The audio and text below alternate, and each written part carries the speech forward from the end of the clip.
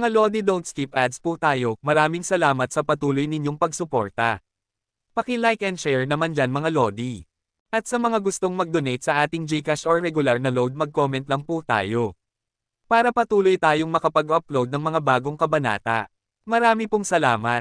Subaybayan natin ang kwento ng isang kabataang nangarap para sa kanyang mga mahal sa buhay. Mula sa pinakamahina tungo sa pinakamalakas. Alamin natin ang kwento ng kanyang buhay. Kabanata 2,901 hanggang Kabanata 2,910. Kabanata 2,901. Kinusat niya ang kanyang mga mata para muling tumingin. Alam niyang hindi siya namamalikmata.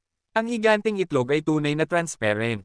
Bakit nangyayari ito? May kinalaman ba ito sa dugo kung may bahagi ng mga crystallizer? O dahil ba kay Warner na nasa loob ng Destiny's Tower ko kaya ko nakikita ang babaeng nasa loob ng itlog? Hindi maisip ni Hansen ang dahilan, pero sigurado siyang ang Starter Kingsland ay hindi ginawa ng Extreme King Alpha. Malaki ang hinala niya, 70% ang tiyansa na may kinalaman ito kay Sacred Leader. Matapos masira ang Sacred, kung paano man, napunta ito sa kamay ng Extreme King Alpha. Ginawa niya itong Starter Kingsland. Gusto sanang ilabas ni Hansen ang babaeng blonde mula sa malaking itlog para makita kung ano ang nangyayari, pero hindi niya minadali ang proseso. Matagal nang hawak ng Extreme King ang malaking itlog at nanatili itong buo. Hindi ito nasira, kaya naniwala siyang hindi ito ganoon kasimple. Nag-aalala sina Baiwanjia at ang iba pa. Hindi sila pumasok sa bundok. Sumisilip lang sila mula sa labas. May tanong akong hindi ko maintindihan, sabi ni Baiwei. Baiwei? Maaari mong itanong ang kahit ano kung may hindi ka maintindihan, sagot ni Bailing siyang na may ngiti. Pag-usapan natin lahat. Baka masolusyonan natin ang problema mo. Nag-isip si Baiwei sandali at nagsabi, alam naman siguro ng lahat na tuwing nagbubukas ang Starter Kingsland, may mga prinsipe at prinsesa na namamatay doon, tama? Tama iyan. Bagamat mababa ang tsansa ng kamatayan sa Starter Kingsland, ang nakapagtataka ay palaging may isa o dalawang prinsipe o prinsesa na namamatay, tumango si Bai Lingxiang. Nakakapagtaka nga, sabi ni Baiwei.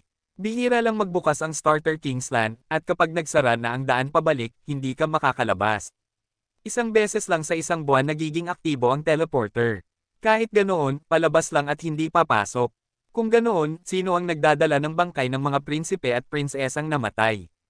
Siyempre, iyon ay ang mga prinsipe o prinsesa rin na nandun, sagot ni Bai Lingxiang. Bigla niyang napansin na may mali. Nakasimangot siya at nag-isip ng malalim. Kung ang panganib ay kayang pumatay ng mga prinsipe at prinsesa, at sa bawat pagbukas nito ay may namamatay, naroon ang panganib. Kung ganoon, paano nila naiuuwi ang mga bangkay habang may ganoong panganib? Ganon ba kalalim ang pagpapahalaga ng mga prinsipe at prinsesa sa pamilya? Handa ba silang isugal ang sariling buhay para lang iuwi ang mga bangkay? Sayang at hindi natin alam kung sino-sinong mga prinsipe o prinsesa ang namatay. Hindi ko pa naisip noon kung nadala nga ba ang kanilang mga katawan o hindi, nakasimangot na sabi ni Bai Lingxiang. Tumingin si Baiwanjie sa bundok. Sinulyapan niya ang kasangkapan at ang malaking itlog at nagsabi, dalawa lang ang posibilidad. Una, dumarating at nawawala lang ang panganib. Nangyayari lang ito kapag may ginagawa tayo. Kaya nagagawang maiuwi ang mga bangkay.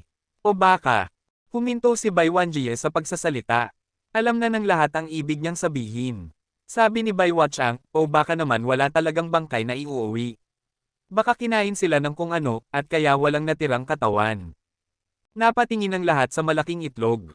Kung totoo ang pangalawang posibilidad, napakadelikado para sa kanila ang pumasok sa bundok.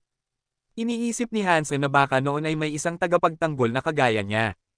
Marahil tungkulin ng tagapagtanggol na iyon ang mag-uwi ng mga katawan ng prinsipe at prinsesa. Pero hindi naniwala si Hansen doon. Kung may tagapagtanggol nga, bakit marami pa ring prinsipe at prinsesa ang namatay? Ibig sabihin, dalawa lang ang posibilidad. Una, na walang tagapagtanggol noon. Pangalawa, may mga tagapagtanggol pero hindi nila kayang magprotekta. Nang maisip ito ni Hansen, bigla siyang naging mas maingat. Nakatingin silang lahat sa malaking itlog sa bundok na may komplikadong ekspresyon. Walang nang-ahas na pumasok. Hindi tayo maaaring manatili rito ng matagal, sabi ni Baiwanjia. Subukan kong maghanap ng paraan. Kuya, gawin mo ang lahat ng kaya mo, sabay na sabi ni na Bai Lingxiang at Bai Wuchang. Tumango si Baiwanjia. Kinuha niya ang isang bagay na kasing laki ng kamao. Para itong yari sa mga baging at hugis bola. Nang masilip nila ng malapitan, hindi pala ito bola. Isa itong parang kulungan ng ibon. Sa loob nito ay may berdeng loro na may 4 na paa at ang mukha ay parang tigre. Sa loob nito ay ang primitive class Synegeneic na Tiger God Eagle, paliwanag ni Bai Lingxiang. Alam niya kung saan nanggaling ang kakaibang ibon na iyon. Tumango si Bai Wanjia. Ang kayamanang ito ay tinatawag na trapped animal cage. Kaya nitong ikulong ang mga ibon at iba pang hayop. Habang mas matagal silang nakakulong dito, masusunod sila sa iyo. Unti-unting nawawala ang kanilang pagiging mailap. 6 na buwan ko nang nakakulong dito ang Tiger God Eagle na ito. Hindi pa ito ganap na tame, pero maaari natin itong gamitin para mag-imbestiga doon.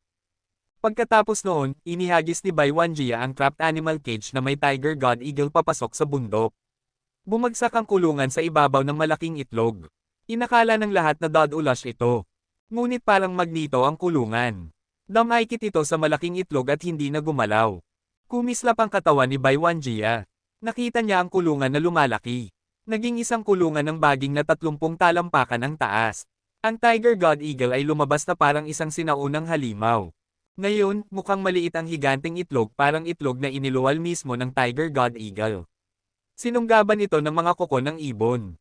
Muli itong naging baging at bumalik sa kamay ni Bai Wanjia, naging maliit na bola ng baging. Si Hansen at ang iba pa ay nakatingin sa Tiger God Eagle na malaya na. Nakakapit ang mga kuko nito sa malaking itlog at gumagawa ng kakaibang tunog. Pumapaspas ito ng pakpak at lumilikha ng berdeng ipu-ipo, worry susubukang lumipad. Pero kahit gaano ito pumaspas, hindi ito makalipad. Baon na baon ang mga kuko nito sa itlog at hindi na makabitaw. Patuloy sa pagsisigaw ang Tiger God Eagle. Nagliliwanag ito ng berde. Lumakas ang mga kadena ng substansya. Gumamit ito ng kapangyarihan ng hangin para pataasin ang puwersa. Ngunit walang silbi. Kahit anong pilit, hindi ito makawala.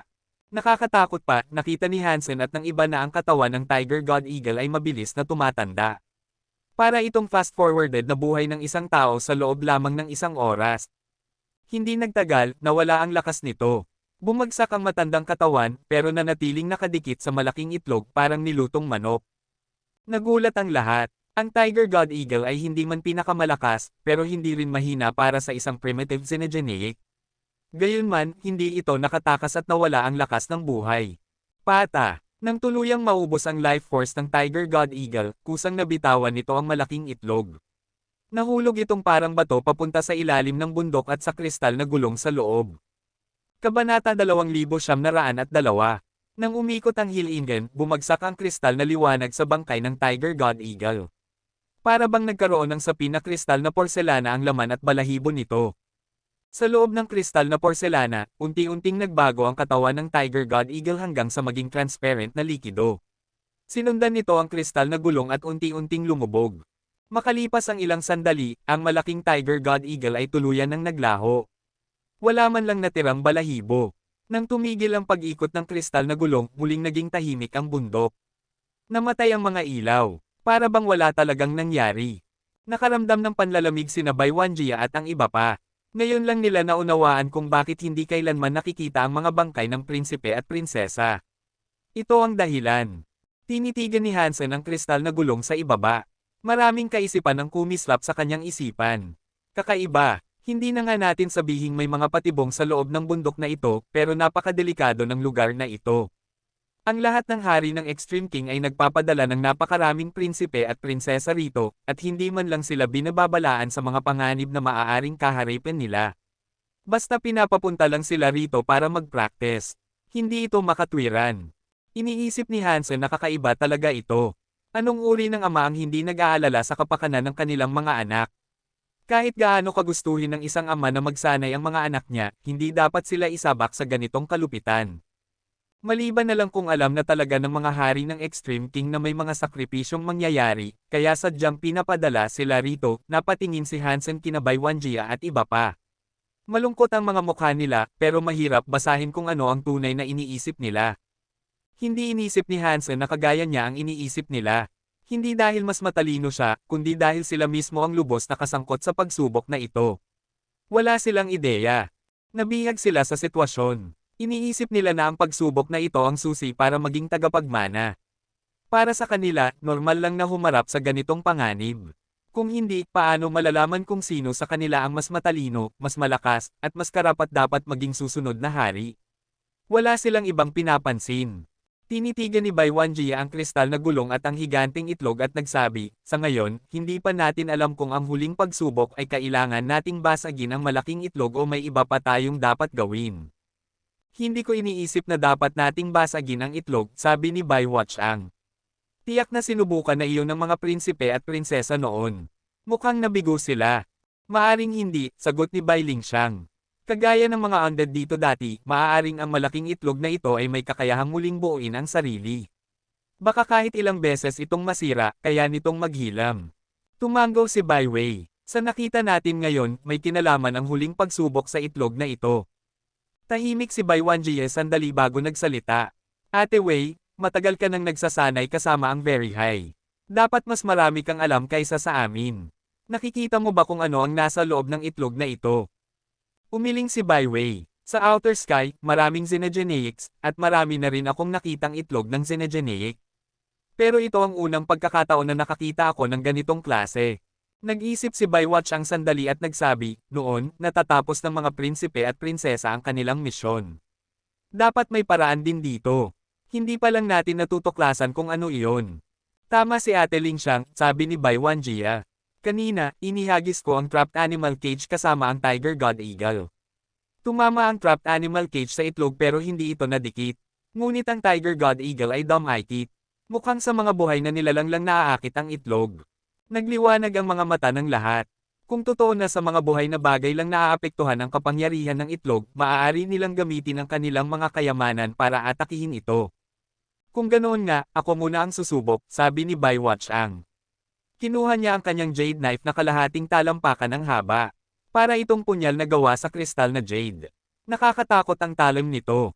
Hawak ang jade knife, tumitig si Bai Wuchang sa kristal na itlog. Pinalabas niya ang kanyang lakas, at ang jade knife ay naging berdeng liwanag na lumipad patungo sa malaking itlog. Dong! Nang tumama ang jade knife sa malaking itlog, gumawa ito ng tunog na parang tumama sa bato. Maraming berdeng substance chains ang lumabas, tumama sa kristal na pader at nabasag. Malakas ang pagkakitama sa malaking itlog. Para itong bomb-ilya na biglang umilo, nagpakawala ng liwanag. Nagliwanag ang itlog. Nagsimulang gumana ang mga kristal na kagamitan sa bundok. Para itong signal tower. Nagliwanag ang lahat ng bilog, pinasilaw ang buong bundok. Nang mabaigo ang kanyang atake, binawi ni Bai Wuchang ang jade knife. Ngunit hindi ito sumunod sa kanyang utos. Bumagsak ito sa kristal na gulong.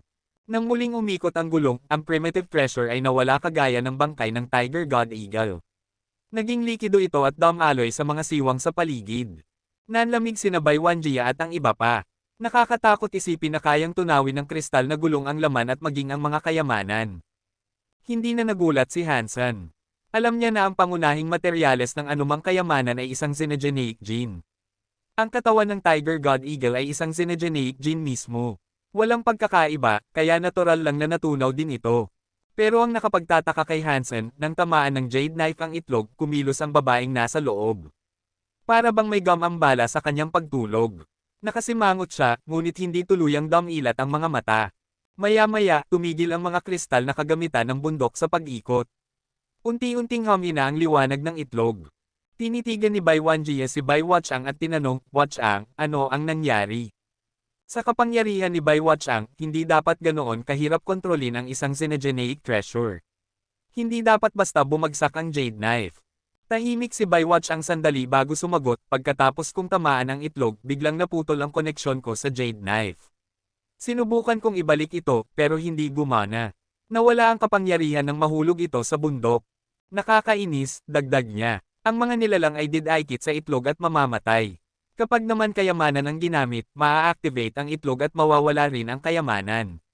Napakahirap basagin ng malaking itlog na ito.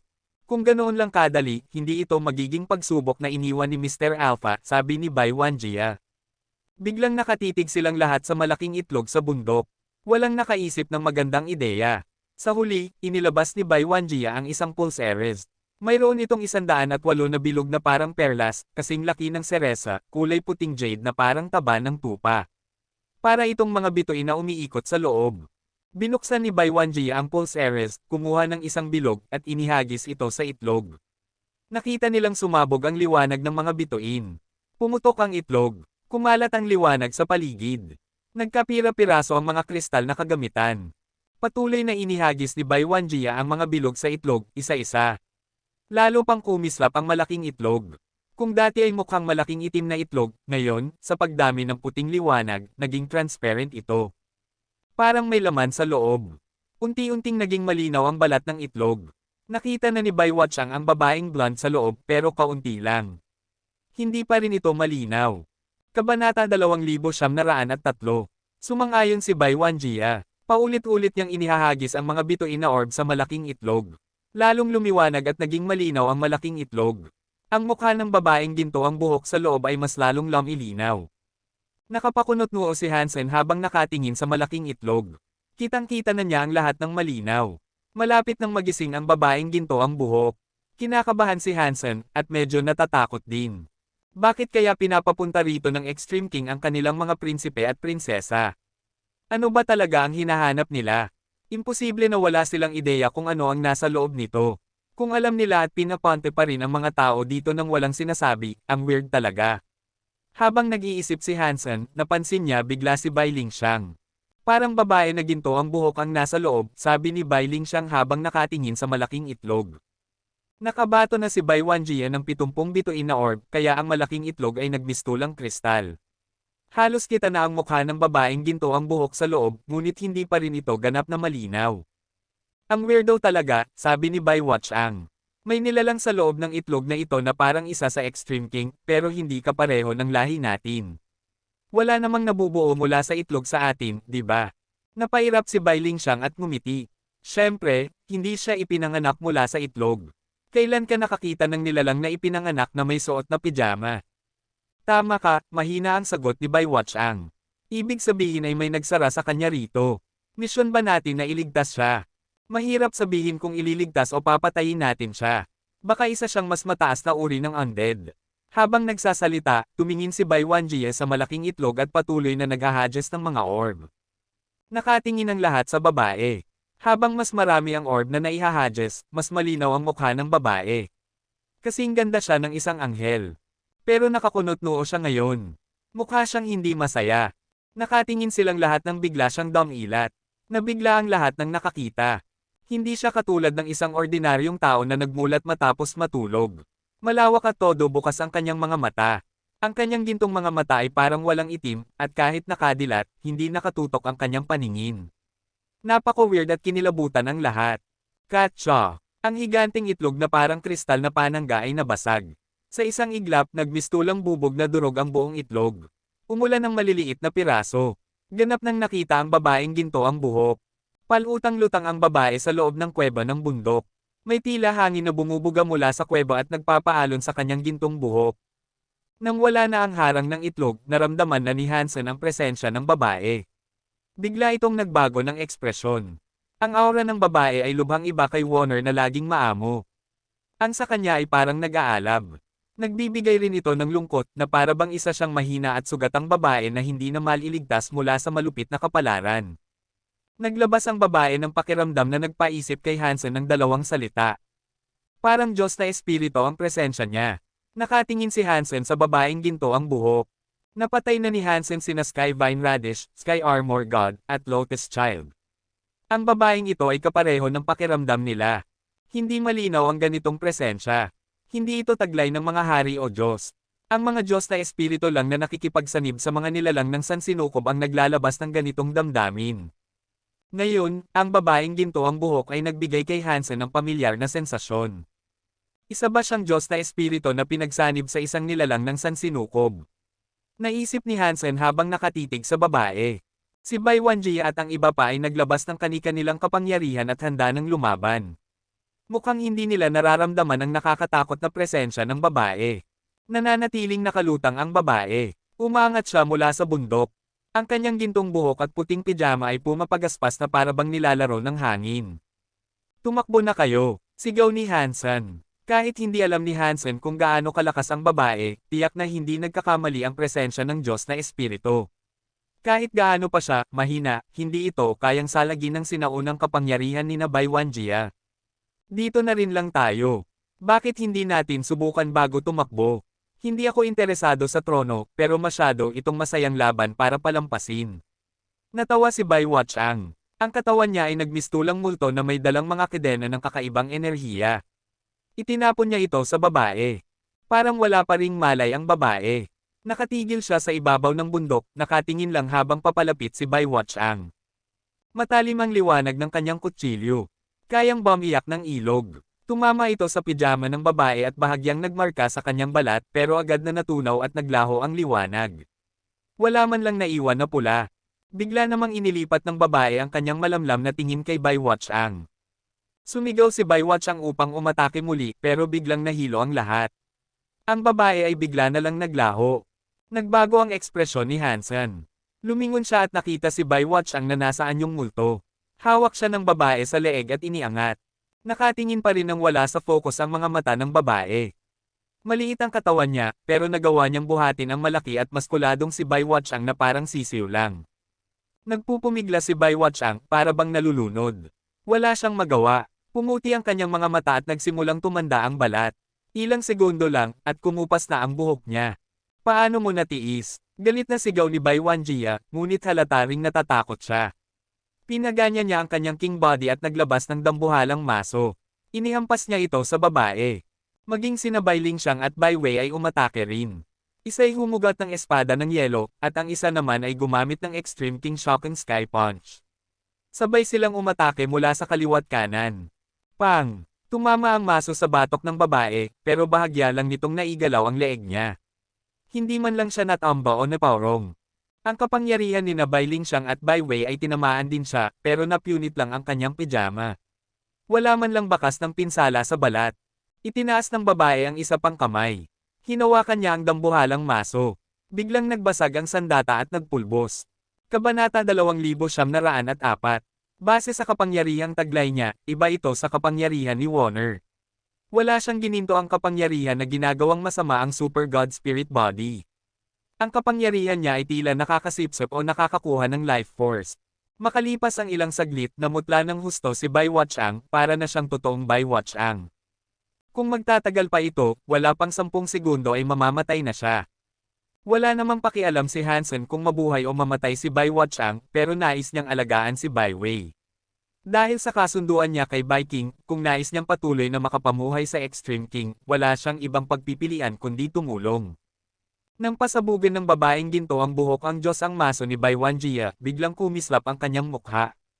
Inabot ng isa pa niyang kamay si Bai Wei na pinakamalapit sa kanya. Si Bai Wei ay gumamit ng Extreme King Shocking Sky Punch, kaya napalapit siya ng husto sa babae. Isang nakakatakot na paghigop ang bumalot sa katawan ni Bai Wei na nagpalapit sa kanya nang hindi niya makontrol diretso sa kamay ng babae. Hindi nagulat si Bai Wei.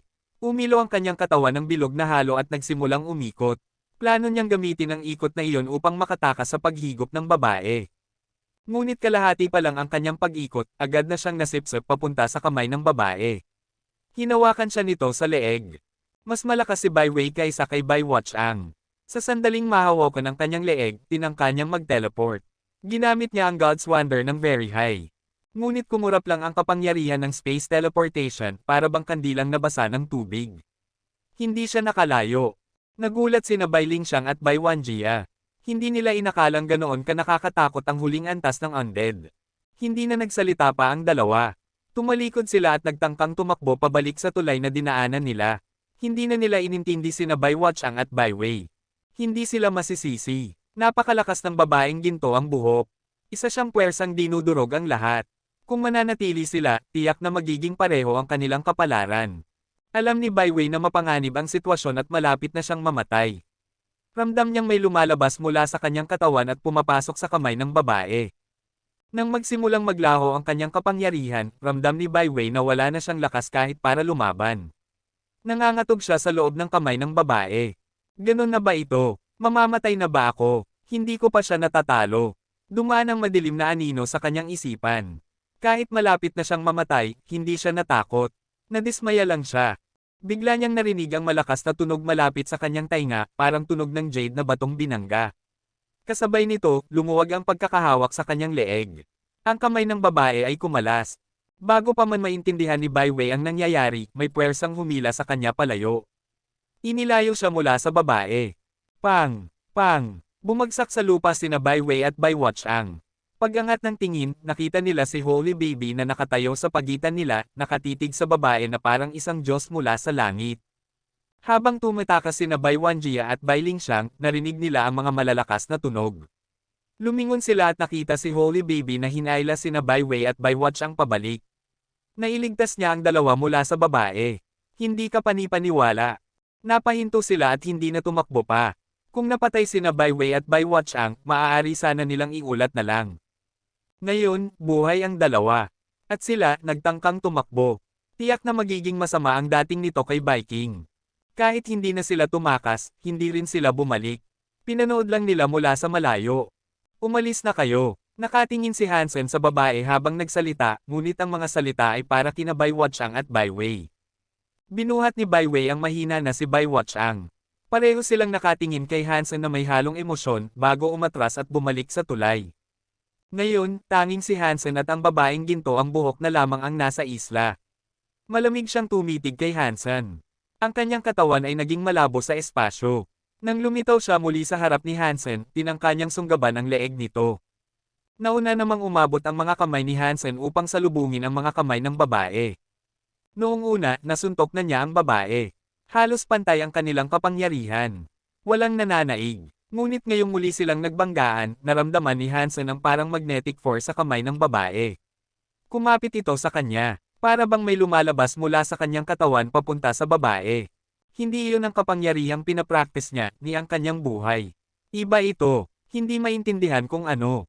Taking spirit skill. Napagtanto ni Hansen kung ano ang tinatangka ng babae.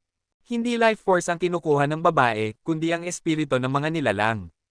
Kaya naman nanatiling bata ang mukha ni Bai Wuchang kahit nag-uban ang buhok.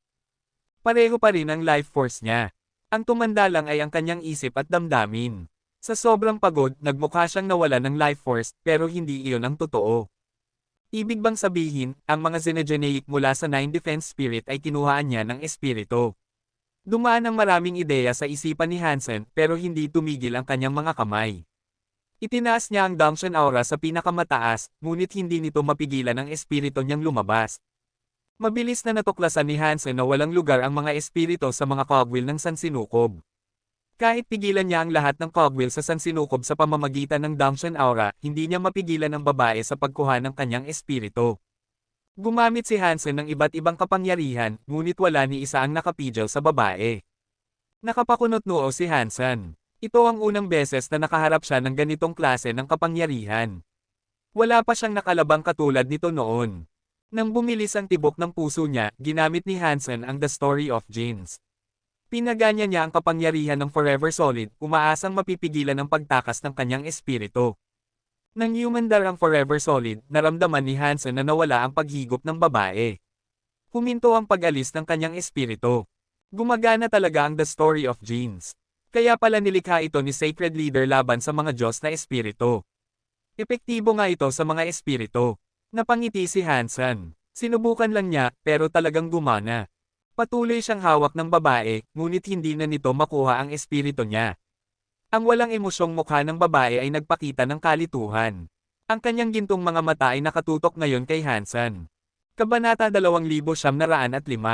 Nagulat sina Bai Wanjia at ang iba pa. Hindi nila inasahan na mangyayari ang ganito. Hindi na nakapagtataka kung bakit tinanggap siya ni ama bilang estudyante. Hindi siya nagyayabang o nagpapakitang gilas, pero taglay niya ang ganitong lakas. Nakasimangot si Bai Wanjia. Sabi ni Bai Lingxiang, mukhang mali ang mga hinala natin. Hindi lang pala dumating si Holy Baby para suriin ang ating performance. Malamang inutusan din siya ni ama para bantayan tayo. Pagkasabi nito, napabuntong hininga siya. Kung alam ko lang, hindi ko na sana ginawa ang ginawa ko kanina. Sino ba ang makakaalam na may ganitong lakas si Holy Baby? Hindi mo kami masisisi sa ginawa namin. Ayos lang kung iulat niya iyon kay ama. Hindi nagsisisi si Bai Wanjie sa kanyang desisyon. Nagulat sina Bai Wei at Bai Wuchang kay Hansen. Wala silang nagawa laban sa babaeng blandang iyon, pero siya, na isang kamay lang, napigil niya ito. Ang ganoong kapangyarihan ay tunay na nakamamangha. Ipinagduldulan ni Hansen ang babaeng blondang iyon sa pader ng bundok at mahinang nagtanong, ano ka? Gusto niyang malaman kung saan nanggaling ang babaeng blondang ito. Kaya nitong kunin ang espiritu ng ibang nilalang. Bukod pa roon, kamukhang kamukha niya si Warner. May aura pa siyang parang isang Diyos espiritu. Napakahiwaga. Walang emosyon ang babae. Para bang hindi man lang narinig ang sinabi ni Hansen. Bigla niyang iniikot ang kanyang katawan. Hindi niya alintana na hawak ang kanyang mga braso. Binali niya ang mga iyon para lang maikat ang katawan. Tumingin siya kay Hansen at gamit ang isa pang kamay, hinawakan ang kanyang palso. Boom! Ang tanging nakita ni Hansen ay gintong liwanag. Siya at ang babaeng blondang iyon ay biglang pumasok sa loob ng bundok kung saan kumikislap ang makinang kristal. Lumilikha iyon ng maraming kristal na ilaw na bumabalot kina Hansen at ng babae. Nagulat si Hansen. Gusto niyang mag-teleport palabas ng bundok pero pakiramdam niya'y tuluyang sinelyuhan ang kalawakan sa paligid. Hindi siya makapag-teleport. Ang mga kristal na ilaw ay naging tunay na mga kristal. Habang lumalaki ang mga ito, nagkaroon ng hugis bilog parang malalaking itlog na nakita na nila noon.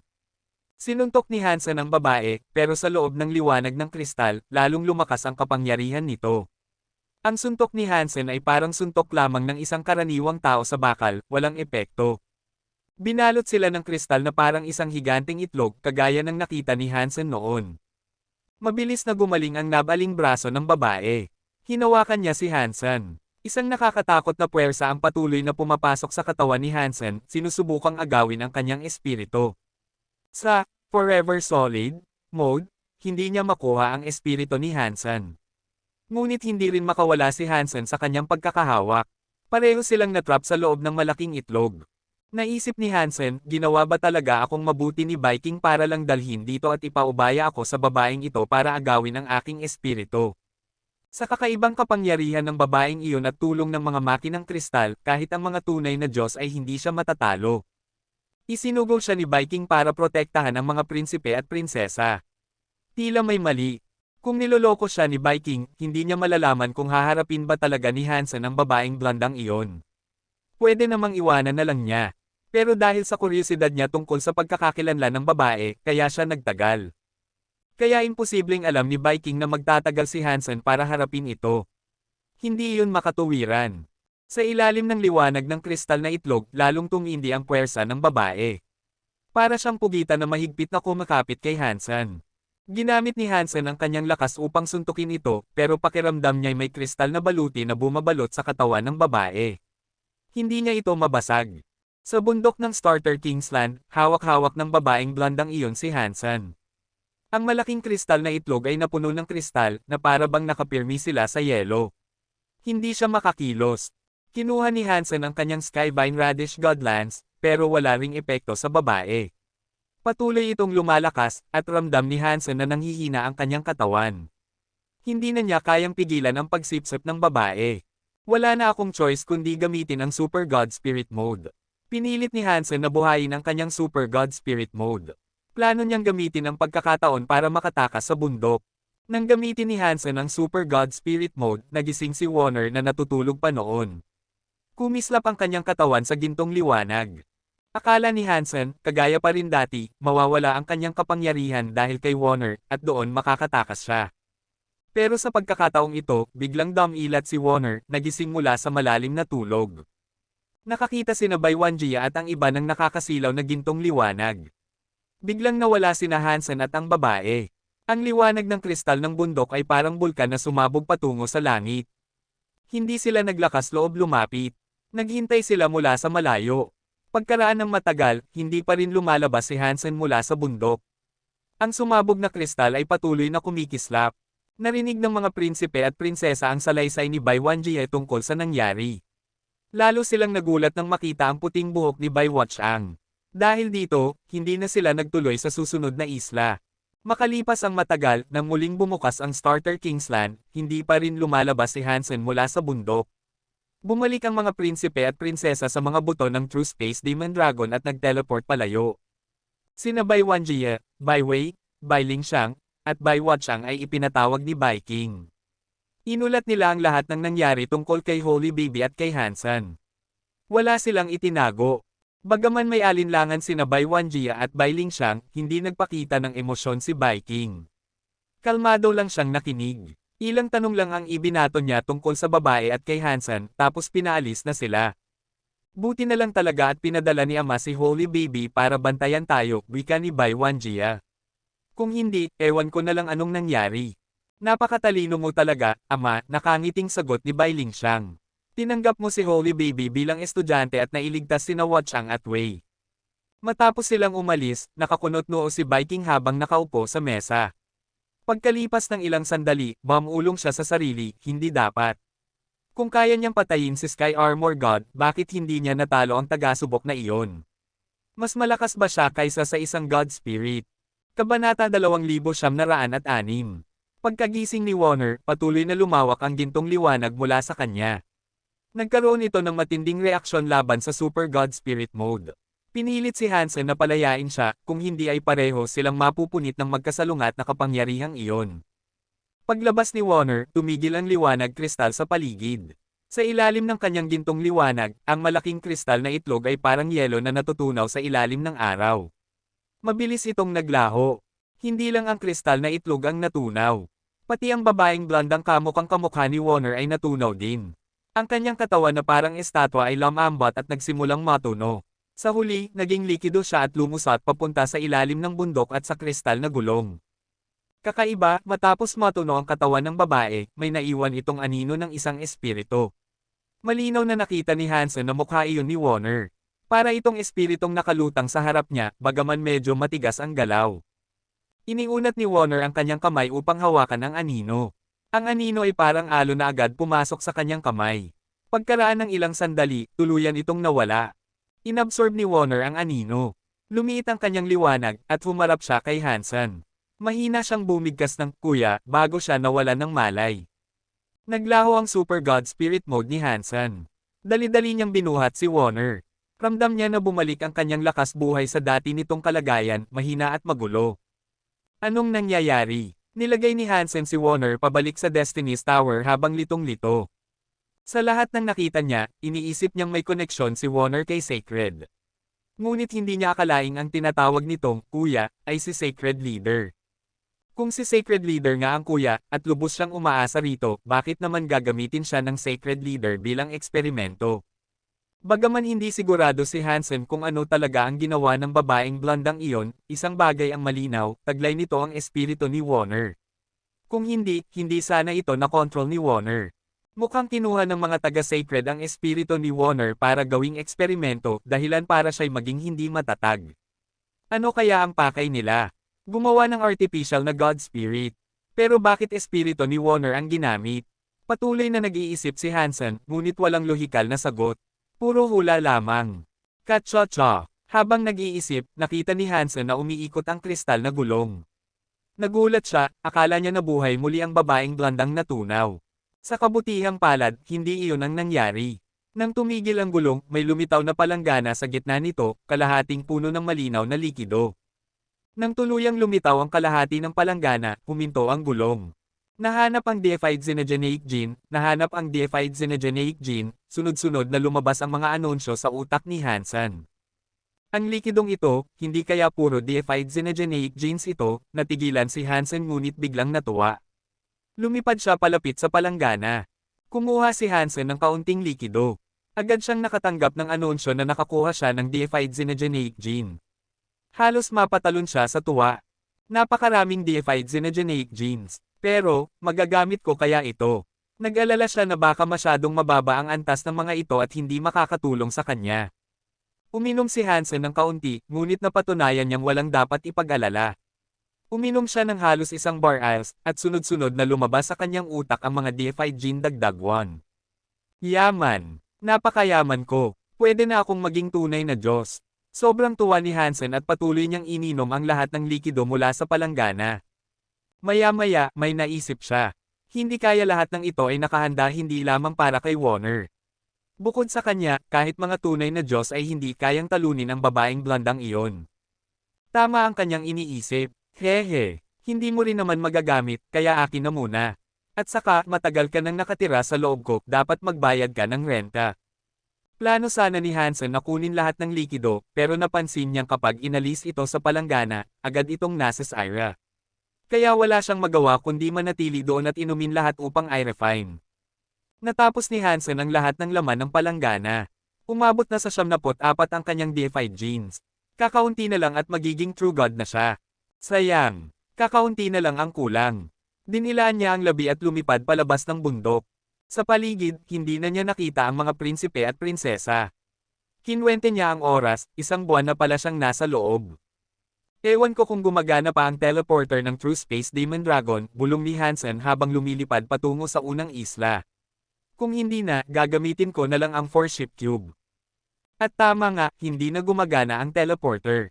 Hindi niya ito ma-activate mula sa loob.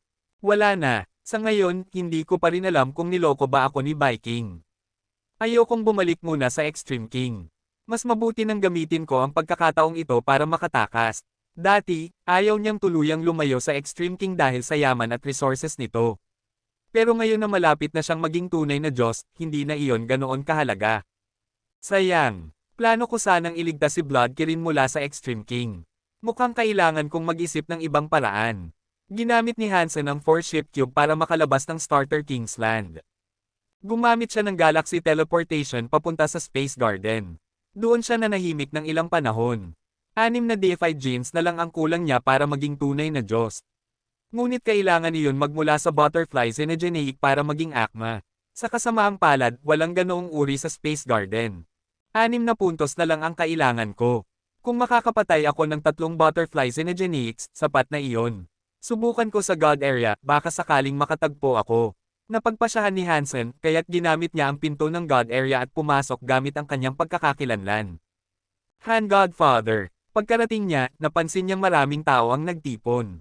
May isang nakakakita sa kanya at sumigaw sa gulat, dahilan para mapatingin ang lahat kay Hansen. Kabanata 2907. Bagaman butterfly class lang si Hansen ngayon, sa buong universo, walang sino man ang kumikilala sa kanya bilang ganoon. Tiningnan ni Hansen ang lahat. Napansin niya na mga 8 ang deified primitives na mula sa iba't ibang lahi. Medyo pamilyar sila. Nakita na niya silang lahat na lumahok sa mga laban sa Geno God List, pero wala namang kahanga-hanga ang kanilang naging performance. Dahil doon, hindi matindaan ni Hansen ang kanilang mga pangalan. Hindi naman sila magkakapareho ng lahi. Bakit sila magkakasama dito? Isip ni Hansen. Karaniwan lang na ang mga deified elites ay nakikipagtulungan, pero kalimitan ay grupo lang ng 3 o 5 na malalapit na magkaibigan. Bihira ang makakita ng maraming lahi na nagsasanib puwersa. Lahat ng deified ay nakilala si Hansen at mainit siyang binati. Isang deified elite na mukhang daga na nakakatayo ang nagsalita, Godfather Han, isang karangalan na makita ka dito. Ito ang pinakamapalad kong araw. Habang nagsasalita, kumakaway-kaway ang kanyang maliit pero mahabang buntot. Nakakainis itong pagmasdan. Pagkaraan ng kaunting patlang, sinabi ng deified na parang daga, nais ko sanang pagpalain ako ni Godfather Han. Ano bang materyales ang kailangan ni Godfather Han para makapagbigay ng basbas? Alam ng lahat ng nilalang na hindi kailangan ni Hansen ng anumang materyales para magbigay ng basbas. Ang pagtatanong ng ganoon ay parang pagtatanong kung magkano ang halaga. Tumawa si Hansen at sinabing, madali kitang pagpapalain. Pero patas at malinaw ang presyo. Kapalit ng isang True God weapon, magagawa ko ito. Pero hindi ko maipapangako na makaka-level up ka. Mataas talaga ang itinakdang presyo ni Hansen. Walang magbibigay ng True God weapon kapalit lang ng basbas. Ito ang paraan niya para tanggihan ang mga kahilingan. Ayaw din niyang gamitin ang Blood Pulse Sutra. Nadismaya ang lahat ng deified creatures. Mga primitive deified lang sila, wala silang maibibigay na True God weapon. Ngunit hindi sila naglakas loob magpakita ng galit. Ayaw nilang makagalit si Hansen na baka gawing abo lang sila. Pinaghirapan nila ng husto ang umabot sa pagiging deified, kahit ang iba ay umasa lang sa swerte. Kung magiging abo sila, hindi lang buhay nila ang mawawala, kundi pati ang kapalaran ng kanilang buong lahi. Katulad ng Buddha at ng Destroyed. Ang Buddha ay hirap na hirap nang mapanatili ang kontrol sa Buddha Kingdom, habang ang Destroyed naman ay laging inaapi ng mga sinaunang kaaway. Tinanong sila ni Hansen, ano ba ang ginagawa ninyo dito? Agad na sumagot ang nilalang na parang daga, kanina nagkaroon ng God Spirit Storm. May lumitaw na isang deified Xenogeneic mula roon. Nakita namin ito, pero kakaiba ang deified Xenogeneic na iyon. Hanggang ngayon pinag-uusapan pa rin namin. Gaano kabaliw ang pagiging kakaiba nito? Tanong ni Hansen. Sabay-sabay na nagsalita ang lahat. Ikinwento nila na nakatagpo sila ng kakaibang deified Xenogeneic. Ang mga Xenogeneic sa God area ay kalimitang lumilitaw kasabay ng mga God Spirit Storms. Nang mangyari ang bagyo, magkasama ang lahat ng primitive deified sa iisang lugar. Naging para silang pagkain para sa mga nagtipong deified Xenogeneics. Ngunit ang Xenogeneic na nakita nila sa bagyo ay iba. Isa itong parang batong tabletang 30 talampakan ang taas. May kuryente sa loob ng tabletang bato na papalibutan ng maraming liwanag. Kahit isang bulag ay makakakita nito mula sa 1,000 milya. Nilapitan nila ang tabletang bato, ngunit wala itong mga salita o simbolo. Wala ring larawan. 3 ukit lang ang mayroon dito. 3 puwang ang nasa tabletang bato. Nasa itaas at pababa ang ayos. Ang una ay parang bakas ng kamay ng tao, pero napakalaki. Ang pangalawa ay parang bakas ng paa ng pusa, pero mas malaki rin. Ang pangatlo ay parang bakas ng paa ng baka, ngunit normal lang ang laki, isang maliit na bakas ng paa. Naglalabas ng matinding liwanag ang 3 marka sa tabletang bato. Sa God area, lahat ng Xenogeneic ay kakaiba. Madalas ding may lumilitaw na batong Xenogeneic. Sinubukan ng mga primitive deified creatures na wasakin ang tabletang bato para makakuha ng deified Xenogeneic gene. Ngunit kahit anong atake nila, hindi nila napinsala ang tabletang bato. Sa halip, lalo pang lumakas ang liwanag nito. Wala namang ibang nangyari. Hindi rin ito lumaban pabalik. Paano nangyari iyon? Naroon pa ba ang tabletang Xenogeneic?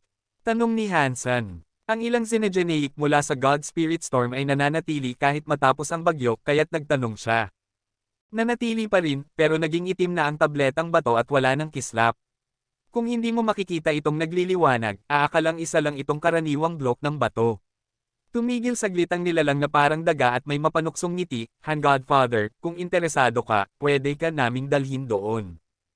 Oo, sige. Wala pang nakikitang mataas na antas na Xenogeneic si Hansen, kaya't nang marinig ang tungkol sa tabletang iyon, inisip niyang baka nga ito ang hinahanap niya. Pinangunahan siya ng ilang deified Xenogeneics. Sumama si Hansen. Lumipad sila ng 3,000 milya. Sa huli, nakita nila ang isang tabletang bato na may taas na ilang dosenang talampakan. Magaspang ito, parisukat, walang ukit o marka. Pan ito ng butas-butas, hindi pantay, at parang normal lang na malaking piraso ng bato. Pinagmasdan ito ni Hansen at nakita ang 3 marka. Eksaktong ganoon ang hugis at anyo gaya ng inilarawan sa kanya. Ngunit bukod sa tabletang bato, may isang tao ring nakatayo roon. Si Bai Wusang iyon, isa sa mga Extreme Kings na lumaban sa God List fights. Narinig ni Hansen na mas mataas na ang antas ni Bai Wusang kaysa kay Bai King. Isa siyang nilalang mula pa sa panahon ni Bao King at napakalakas sa God List fights. Hindi pa napanood ni Hansen ang laban niya, kaya't kakaunti lang ang alam niya tungkol dito. Bago ang laban para sa top 100 rank, hindi pa napapanood ni Hansen ang maraming laban. Kaya't hindi niya nakita ang mga laban ni Bai Wusang. Sa top 100, walang naglakas loob na hamanin si Bai Wusang, at hindi rin siya nang hamon. Alam lang ni Hansen na malakas siya, pero hindi niya alam kung gaano kalakas. Yumuko ang mga primitive deifieds nang makita si Bai Wusang. Hindi sila nag-atubili. Nanatili lang si Hansen sa kanyang kinaroroonan at hindi gumalaw. May alitan ang kanyang pagkakakilanlan sa Extreme King, kaya't hindi siya nakipag-usap sa isang deified ng Extreme King. Hindi pinansin ni Bai Wusang ang mga primitive deified creatures. Nakatitig lang siya sa tabletang bato.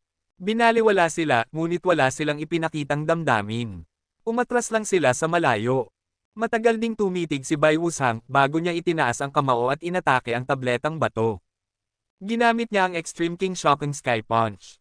Sa mataas na antas niya ito ginamit. Ang tila casual na suntok ay may kapangyarihang yamurak sa langit at lupa. Boom! Tinamaan ng kanyang kamao ang tabletang bato. Umukit dito ang marka ng kamao. Pagkabawi ni Bai Wusang sa kamao niya, ang hukay mula sa suntok ay naglabas ng makukulay na liwanag. Kabanata 2908. Lahat ng mga primitibong Diyos na Xenogeneic ay nanlaki ang mga mata. Gusto nilang makita kung anong uri ng kapangyarihan ang taglay ng Stone Tablet. Sa sumunod na sandali, lahat ay nagulat. Maging si Hansen ay nagulat din. May lumabas na makukulay na liwanag mula sa marka ng kamao. Ito'y naging isang puting falcon. Lumipad ito palibot kay Bai Wusang. Hindi nito inatake si Bai Wusang. Kumampay ito at lumapag sa balikat niya. Iniyuko ang leeg at ikinuskos ang ulo sa buhok ni Bai Wusang na para bang napakalapit nila. Ano ang nangyayari? Bakit may isa pang falcon na Xenogeneic sa loob ng Stone Tablet? At bakit parang malapit ito kay Bai Wushang? Gulat na tanong ng mga primitibong tao. Habang nagtataka sila, biglang iniabot ni Bai Wushang ang kamay. Hinawakan niya sa leeg ang falcon, iniabot ito sa harap niya, saka pinila sa dalawa. Inihagis niya ang 2 piraso sa lupa. Napasigaw ang puting falcon sa sakit. Nang bumagsak ito sa sahig, naging 2 piraso ng bato. Pagkaraan ay naging alabok at bumalik sa stone tablet. Tinakpen nito ang marka ng kamao ni Bai Wushang hanggang sa tuluyang naglaho. Interesante. Ang stone tablet na ito ay kakaibang uri ng xenogeneic na bato, naisip ni Hansen habang tinitingnan iyon ng may interes.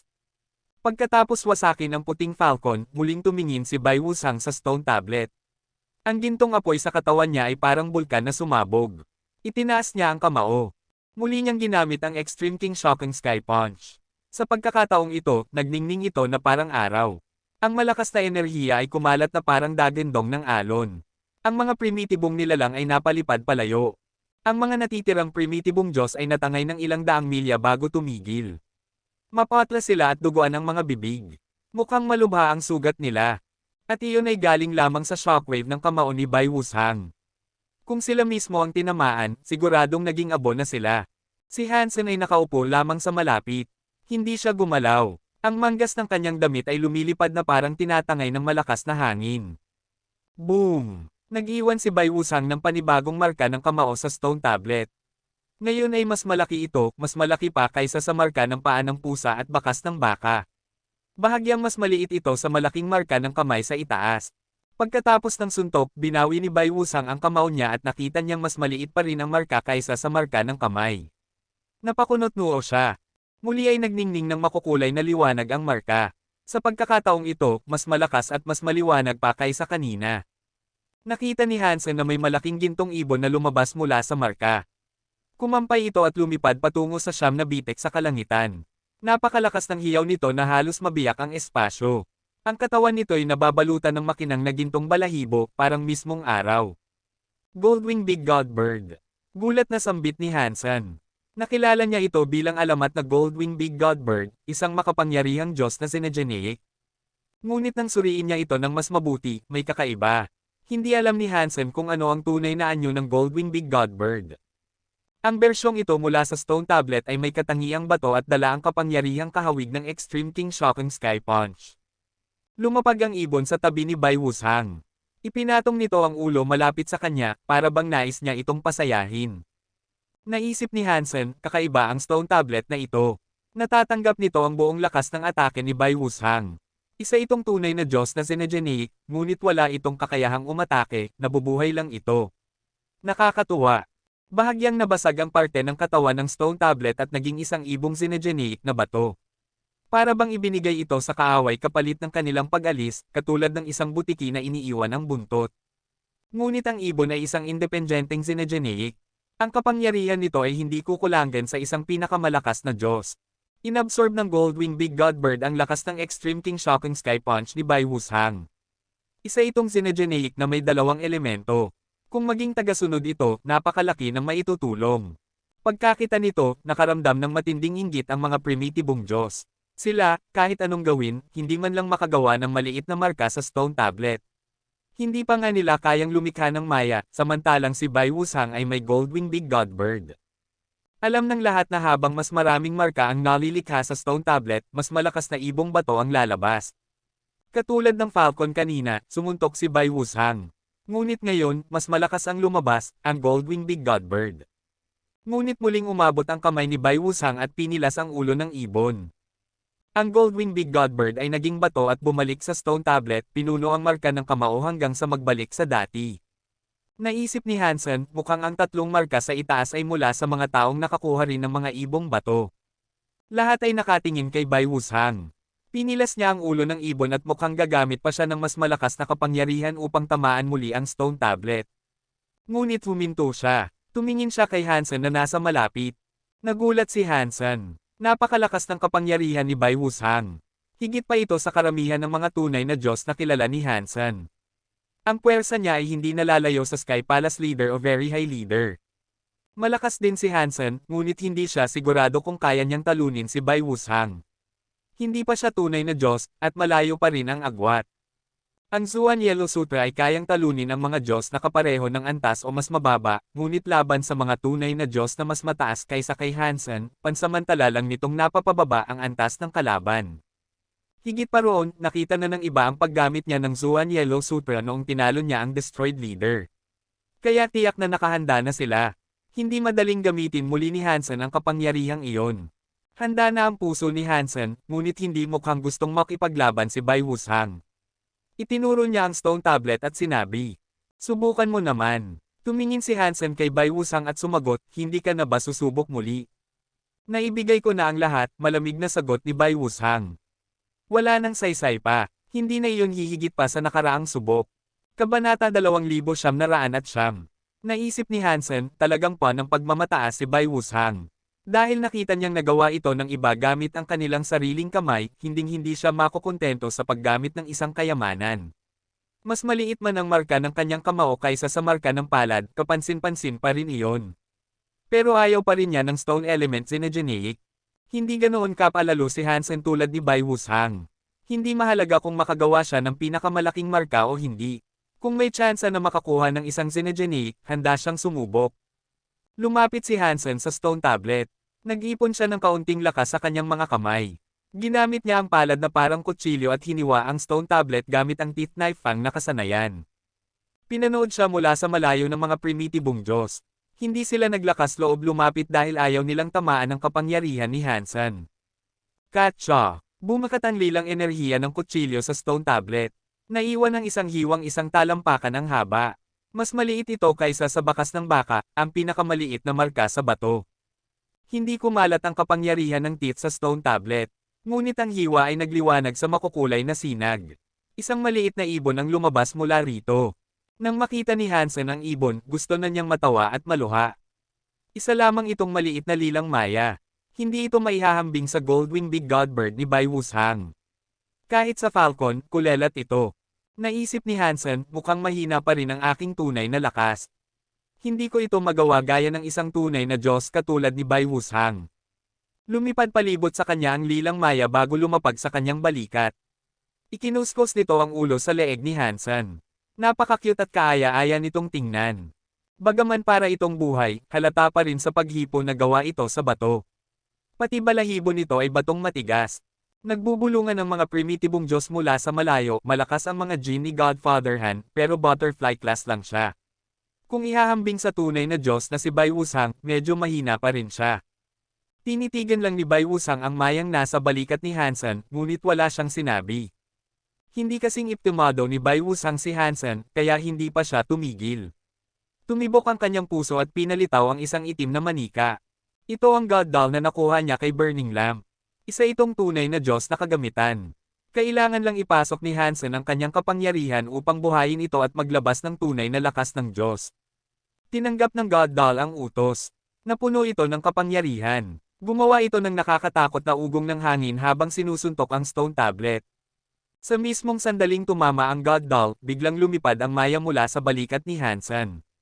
Bumalik ito sa hiwang ginawa niya kanina at natunaw sa loob ng stone tablet. Naayos nito ang marka ng kutsilyo. Naintindihan ni Hansen na hindi basta naglalabas ng buntot ang stone tablet para mabuhay. Bawat tao ay iisa lamang ang pwedeng makuhang Stonebird Xenogeneic. Kapag muling umatake, babalik lang ang ibon sa tablet. Pang! Nag-iwan ng marka ang kamao ng God Doll, pero mababaw lang. Hindi rin ito mas malaki sa bakas ng baka. Pareho lang sa hiwang iniwan ni Hansen kanina. Nagulat si Hansen. Totoong kapangyarihan ng Diyos ang taglay ng God Doll. Kahit mahina ito sa antas ng tunay na Diyos, dapat ay mas malakas kaysa roon. Ngunit nagawa lang nito ang parehong marka gaya ng kanya. Kahit hindi pa ako tunay na Diyos, mukha yatang ang katawan ko ay nasa antas na rin ng isang tunay na Diyos. Hindi lang kasing lakas ng isang top-class true God gaya ni Bai Wushang, isip niya. Kung nasa normal na anyo siya, hindi niya maihahambing sa isang tunay na Diyos. Pero kung gagamitin niya ang Xenogeneic mode, mas lalakas pa siya. Bagamat hindi kasing galing ng kay Bai Wushang, mas malakas pa rin kaysa sa ordinaryong tunay na Diyos. Muli ay naglabas ng makukulay na liwanag ang marka ng kamao. Lumabas ang isa pang maya, kapareho ng laki sa nauna, ngunit ngayon ay itim. Napakalakas talaga ng mga top-class true God gaya ni Bai Wushang. Kung ikukumpara kami, halos pareho na ako ng isang tunay na Diyos, pero masyado pa rin siyang malakas, sabi ni Hansen habang nakatingin kay Bai Wushang na nakamasid lamang, walang reaksyon sa mukha. Hindi mo ba gustong gamitin ang iyong God-hitting skill para subukan? Biglang tanong ni Bai Wushang. Hindi alam ni Hansen kung ano ang tinutukoy niya. Pagkaraan ng ilang segundo, naisip ni Hansen na ang tinutukoy ay ang Zhuan Yellow Sutra, ang kabaligtaran ng Blood Pulse Sutra. Sa totoo lang, hindi siya sigurado kung gagana ang Zhuan Yellow Sutra laban sa kakaibang Zinegenic ng bato. Ang Zhuan Yellow Sutra ay nakakaapekto sa self-cogwheel ng mga espiritu at pansamantalang pinapahina ang kanilang self-blood pulse. Butterfly class lang si Hansen. Ang kapangyarihan ng sutra ay halos sapat lang para pansamantalang baguhin ang cogwheel ng isang tunay na Diyos. Para sa isang tunay na Diyos na gaya ni Bai Wushang na napakalakas ang self-cogwheel, mahirap para sa sutra na gumana. Kung ganoon kalakas ang stone tablet na kahit si Bai Wushang ay hirap, malamang ay isang napakalakas na tunay na Diyos ito. Posibleng walang epekto ang sutra dito. Kung susubukan niyang gamitin iyon at mabaigo, babagsak ang kanyang reputasyon. Ayaw ni Hansen na mangyari iyon. Kaya't sinabi niya habang nakangiti. Bato lang ito, hindi ko kailangan ng God-hitting skill. Alam niyang nais makita ni Bai Wushang ang tunay na lakas ng Zhuan Yellow Sutra. Pero hindi niya iyon ibibigay. Tahimik si Hansen at kumaway. Isang bagay ang lumitaw sa kanyang kamay. Ito ang Causal Karma knife na ninakaw niya. Ang kutsilyong ito ay nilikha mula sa kanyang knife blank. Kung ordinaryong tao lang ang gumawa, hindi ito aabot sa ganoong antas. Ginawang tunay na Diyos na armas ni Burning Lamp ang kutsilyo gamit ang kapangyarihan ng Buddha. Taon ng pagsisikap ang ginugol upang gawin iyon. Isa sa pinakamahalagang materyales ay ang relic ng Buddha. Ang relic ay ang natatanging talento ng lahing Buddha. Kapag namatay ang isa sa kanila, ang enerhiya sa loob ng katawan ay nagiging solidong kristal, ang relic. Ginamit ni Burning Lamp ang di mabilang na relic ng Buddha upang gawin ang Causal Karma knife. Kaya't wala nang magagawang kapareho nito. Patay na ang lahat ng Buddha, at wala nang sapat na relic. Bukod pa roon, ginamit din ang napakabihirang mga materyales na hindi na muling makukuha. Ang tanging kapintasan lang, napakatibay ng Causal Karma knife, ngunit mahina ang kapangyarihan nito.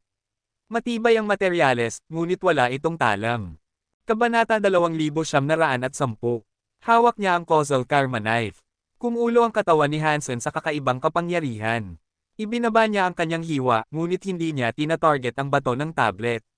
Ang kanyang hiwa ay tumama sa hangin. Nagtipon ang liwanag ng kutsilyo sa ere. Parang nagyelo ito sa espasyo. Habang humihiwa si Hansen, dumarami ang mga guhit ng liwanag. Isa-isa, mas lalo itong nagiging maliwanag. Alam ng lahat kung ano ang sinusubukan niyang gawin. Sa laban para sindihan ang parol, buong San Sinukob ay nakasaksi ng kanyang kasanayang Under the Sky knife. Alam nila na kailangan lang ni Hansen ng sapat na oras para lumikha ng sapat na mga hiwa upang magpalabas ng napakalakas na kapangyarihan ng isang tunay na Diyos. Nakanguso si Bai Wushang. Gusto niyang makita ang tunay na kapangyarihan ni Hansen, pero ayaw niyang mag-aksaya ng oras sa isang kasanayang nangangailangan ng mahabang paghahanda. Ang isang tunay na Diyos na nasa pinakamataas na antas ay hindi kailanman magbibigay kay Hansen ng ganitong kalaking oras para makapaghanda. Subalit laban sa kakaibang bato ng tablet, ang kasanayang ito ni Hansen ang pinakaangkop. May iba ring mga Geno art ang mga tao na nagbibigay ng kakayahang mag-ipon ng kapangyarihan, ngunit hindi iyon nagtatagal. Unti-unti itong nawawala at mahirap kontrolin kapag napakarami na. Ang Under the Sky knife ni Hansen ay naiiba. Ang mga hiwa ng liwanag ay hindi nawawala at wala itong kapintasan sa pagkontrol. Kahit bilyong hiwa pa ang malikha, kaya niya itong kontrolin. Siyempre, kahit isang tunay na Diyos ay hindi kayang makapagpalabas ng ganoon karaming hiwa nang hindi gumagamit ng sariling lakas. Palihim na ginamit ni Hansen ang Dangshan Aura. Pinwersa niyang sumunod ang enerhiya ng San Sinukob sa kanyang kasanayan ayon sa mga batas ng universo. Kaya siya nakapagpatuloy sa walang tigil na pag-ipon ng mga hiwa. Sa totoong labanang hanggang kamatayan, bihira mong makikita na ilang libo o daan-daang libo na hiwa ang nagagamit. Ngayon, walang humpay na humihiwa si Hansen. Dami-dami ng dami-dami ang mga guhit ng liwanag na parang isang galaksiya na umiikot sa kalawakan. Nagulat ang mga primitibong Diyos na nanunood. Nagsipag-atres sila ng libo-libong milya. Kung iisa o dalawa lang ang hiwa ni Hansen, o kahit 20, hindi pa rin ito kasing lakas ng suntok ni Bai Wushang. Pero ngayon, parang isang rumaragas ang ilog ang kapangyarihan. Mas nakakatakot pa ito kaysa sa kanyang suntok. Napakunot ng noo si Bai Wushang. Kahit siya ay namangha na kaya ni Hansen kontrolin ang napakaraming hiwa. Wala ring kahit isa na naglaho. Hindi iyon basta-bastang nagagawa. Hindi ito swerte, ito ay tunay na kakayahan. Patuloy si Hansen sa paglikha ng mga hiwa. Malinaw na hindi pa niya naaabot ang sukdulan. Isang bagay na kahit ang mga pinakamahuhusay na tunay na Diyos ay hindi kayang gawin. Tanging ang mga tulad ni na Sky Palace Leader at Very High Leader, na bihasa sa ganoong mga Geno art, ang makakagawa nito. Hindi na alam ni Hansen kung ilang hiwa na ang kanyang nalikha. Sakop na nito ang langit at lupa, tila sinasakop ang lahat ng nasa paligid. Dapat sapat na ito. Ramdam ni Hansen na malapit na siyang hindi makontrol ang lahat ng mga hiwa. Kung ipagpapatuloy pa niya, baka hindi na niya makaya. Tumingin si Hansen sa bato ng tablet. Walang pag-aalinlangan, itinaas niya ang Causal Karma Knife. Sa itaas nito, ang dagat ng mga hiwa ay parang isang higanting ipu-ipo na nagtipon. Kahit napakalakas ng mga hiwa, alam niyang ang bato ng tablet ay may pambihirang kakayahang maghilam. Kung tuloy-tuloy lang ang hiwa, baka hindi niya ito tuluyang masira. Plano ni Hansen na pagsamahin ang lahat ng hiwa upang makabuo ng iisang napakalakas na hiwa. Sa isang bagsak, sisirain niya ang bato ng tablet. Kung hindi man niya ito ganap na masira, makakakuha pa rin siya ng mas malaking bahagi, higit pa sa nakuha ni Bai Wushang na Goldwing Big Godbird. Habang lalong lumalakas ang liwanag ng mga hiwa, lalong nanginginig ang mga primitibong Diyos. Pawis ang bumabalong sa kanilang noo, at napaatras sila muli. Maging si Bai Wushang ay napahanga. Ang buong lakas ng kanyang mga suntok ay mas mahina pa kaysa sa nakakatakot na hiwa ni Hansen. Bagamat nakadepende sa kasanayan, para magamit ni Hansen ang ganito karaming hiwa, ibig sabihin ay napakalakas ng kapangyarihan niya. Ang taong ito ay delikado. Kung palalakasan pa siya, magiging malaking banta siya sa Extreme King, naisip ni Bai Wushang. Mas lalo siyang kinilabutan. Kung maging tunay na Diyos si Hansen at homanin ang Extreme King, baka magdulot ito ng napakalaking kapahamakan. Nanginginig si Hansen habang hawak ang kanyang kutsilyo. Napakarami ng hiwa ang kanyang naipon. Halos hindi na niya ito makontrol. Kung hindi lamang hindi nasa Syra ang Causal Karma Knife, baka nabasag na ito sa bigat ng mga hiwang nakapatong dito. Ang liwanag ng kutsilyo ay matalim, tila gustong sumabog sa langit. May ilan pang hiwa na hindi niya nailagay dito, ngunit hindi na niya iyon inintindi. Iwinasiwas niya ang kanyang malaking kutsilyo at buong lakas na ibinagsak sa bato ng tablet. Ang hiwa, na kayang punatin ang lupa, ay bumagsak. Tinamaan nito ang bato ng tablet, hinahati ito pulgada kada pulgada. Sumabog ang alikabok ng bato. Kumalat ang liwanag na parang bahaghari mula sa tablet. Ang mga primitibong Diyos na malayo ay nanigas. Para bang mismong sansinukob ay nahati.